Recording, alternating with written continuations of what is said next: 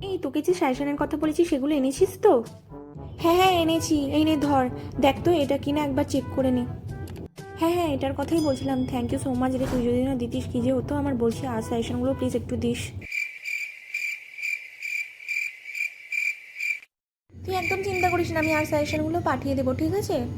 হ্যাঁ ঠিক আছে, বলছি তুই একটু বস না, আমি একটু বাইরে থেকে ঘুরে আসি, বাথরুমে যাবো আর আসবো, জাস্ট তুই একটু বস। ঠিক আছে তুই যা, ততক্ষণ আমি একটু দেখি আর সাজেশনগুলো। তোমার কি হয়েছে, বারবার ডাকছো কেন শুনি? ওখানে পাস্তা করে রাখা, যা গিয়ে খেয়ে নে। আমি একা খাবো আর ও কি ভাববে না ভাববে আমি একা খাবো? জানবে না, খেয়ে নে। যা করেছো না পাস্তাটা খুব ভালো হয়েছে। এটা কি ফোন করছি, যাই গিয়ে দিয়ে আসি, এতক্ষণ তো পেরিয়ে গেছে নিশ্চয়ই। ওই তোর ফোন এসছে। বলছি শোন না।